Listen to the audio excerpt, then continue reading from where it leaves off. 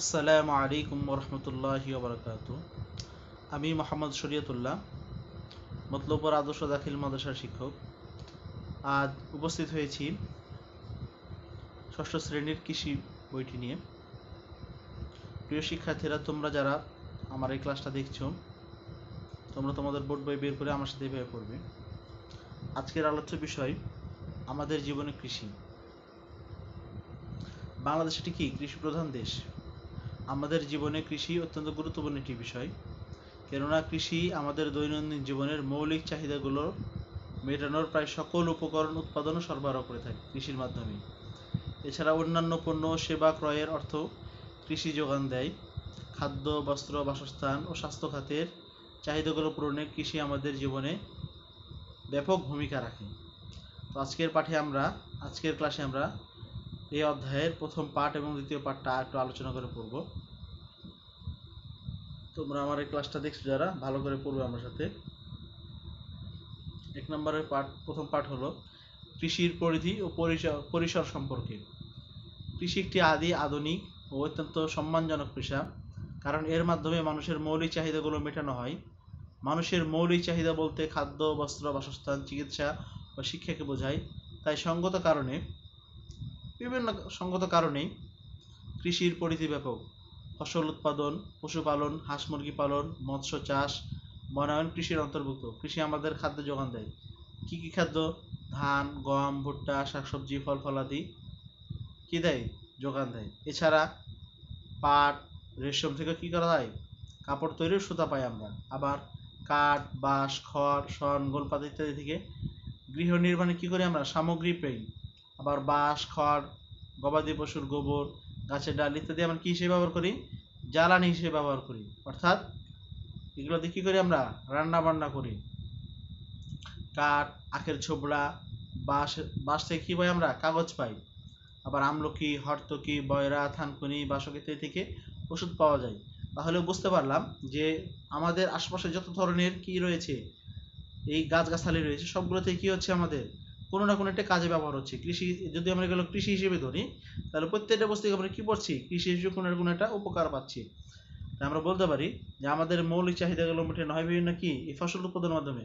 পশু পাখি পালন, মৎস্য চাষ, বনায়নের মাধ্যমে কি করি আমরা? আমাদের মৌলিক চাহিদাগুলো মিটিয়ে থাকি। কেউ হয়তো গরু পালন করে তার মৌলিক চাহিদা মিটায়, কেউ হয়তো ব্যবসা বাণিজ্য করে, কেউ হয়তো খেতে খামারে কাজ করে।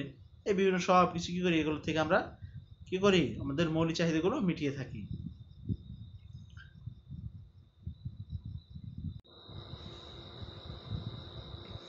আমরা প্রথম পাঠ থেকে জানলাম যে কি কি বিষয়ে আমরা কি করি? মৌলিক চাহিদাগুলো মিটিয়ে থাকি। আজকে আমরা দ্বিতীয় পাঠ থেকে জানবো যে ফসল, মৎস্য, পশু পাখি, বনায়ন। দেখো, পূর্বোক্ত পাঠ থেকে আমরা কৃষির পরিধি সম্পর্কে আলোচনা করেছি। আজকের আলোচনা হবে কি? ফসল সম্পর্কে, মৎস্য, পশু পাখি, বনায়ন সম্পর্কে। ফসল উৎপাদন কৃষি কর্মকাণ্ডের মূল বিষয়। ফসল উৎপাদন ছাড়া কি হয় না? আমরা কেউ খেতে পারবো না। যদি ফসল উৎপাদন না হয়, ধান, গম, ভুট্টা বা এই জাতীয় আলু, তরি তরকারি যদি কি হয়? উৎপাদন না হয়, তাহলে আমরা কি করবো না? কেউ খেতে পাবো না, না খেয়ে থাকতে হবে আমাদেরকে।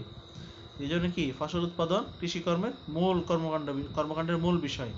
মানুষের খাওয়া ও পরা অর্থাৎ বেঁচে থাকা ফসল উৎপাদনের সাথে ওতপ্রোতভাবে জড়িত আছে। চাষের উপর ভিত্তি করে ফসলকে প্রধানত দুই ভাগে ভাগ করা যায়: মাঠ ফসল, উদ্যান ফসল। মাঠ ফসলের মধ্যে কি রয়েছে? ধান রয়েছে, গম রয়েছে, ভুট্টা, পাট, তুলা ইত্যাদি।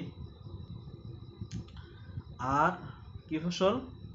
উদ্যান ফসল সারা বছরে যে কি করে আমরা পেয়ে থাকি, যেমন বিভিন্ন ধরনের শাকসবজি, ফল, ফুল, মশলা ইত্যাদি, লাউ, শিম, ফুলকপি, বাঁধাকপি, টমেটো, আলু ইত্যাদি, চাল কুমড়া, ঝিঙ্গা, চিচিঙ্গা, কচু, পটল, করলা ইত্যাদি করি আমরা বিভিন্ন মৌসুমে সারা বছরে কি করি? আমরা বিভিন্ন ধরনের ফল ফলাদি পেয়ে থাকি। তো এরপরে আমরা কি জানবো?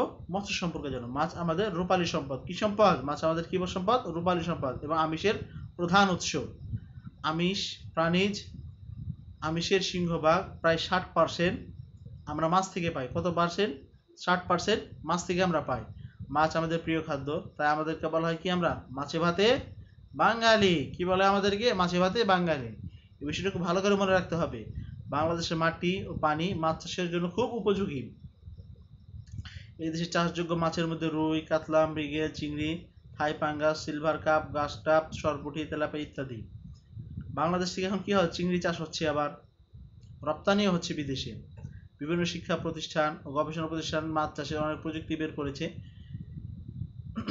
তো বর্তমানে আমাদের দৈনিক মাথাপিছু মাছের চাহিদা প্রায় 56 গ্রাম, তবে আমরা দৈনিক মাথাপিছু প্রায় 52 গ্রাম মাছ পেয়ে থাকি, সামান্য কম পেয়ে থাকি। তৃতীয় বিষয় হচ্ছে পশু পাখি। কৃষি কর্মকাণ্ডে বিরাট অংশ জুড়ে রয়েছে পশু পাখি প্রতিপালন। পশু পাখি ছাড়া ফসল উৎপাদন ও পুষ্টিকর কথা ভাবা যায় না। গৃহপালিত পশুর মধ্যে গরু, মহিষ, ছাগল, ভেড়া ইত্যাদি অন্যতম। তার মধ্যে গরু, মহিষ হাল চাষ ও ভারবাহী হিসেবে ব্যবহার করা হয়, এখন যেহেতু করা হয় না, আগে করা হতো। বর্তমানে যান্ত্রিক শক্তি পশু পাখির ইচ্ছা দখল করলে এখনো আমাদের দেশে পশু শক্তির প্রয়োজনীয়তা শেষ হয়নি। কৃষকেরা হাল চাষের কাজে গরু, মহিষ ব্যবহার করছে ব্যাপকভাবে। পাড়াগাঁয়ের পণ্য আনা নেওয়ার কাজে ব্যবহৃত হচ্ছে গরু, মহিষের গাড়ি, এখনো কি হচ্ছে, খুব ব্যবহার হচ্ছে। চতুর্থ হলো বনায়ন সম্পর্কে। গাছপালা দ্বারা আচ্ছাদিত এলাকাকে আমরা কি বলি? বন বা বনায়ন বলি। আর যে পদ্ধতিতে বন তৈরি হয় তাকে কি বলা হয়? বনায়ন বলা হয়।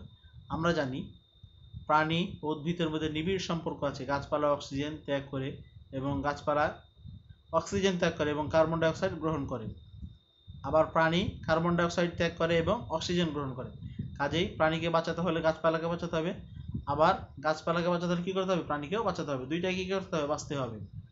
কোনো দেশের প্রাকৃতিক ভারসাম্য রক্ষার জন্য সে দেশের মোট আয়তনের প্রায় শতকরা কত ভাগ থাকতে হবে? 25 ভাগ বনাঞ্চল থাকা দরকার। কত ভাগ? 25 ভাগ বনাঞ্চল থাকা দরকার। তো আমরা আজকের ক্লাসে কি জানলাম?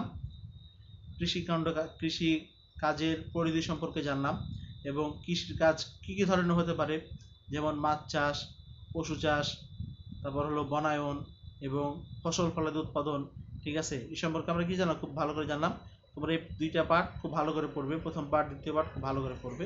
সকলে ভালো থাকো, সুস্থ থাকো। আসসালামু আলাইকুম ওয়া রাহমাতুল্লাহি ওয়া বারাকাতুহু।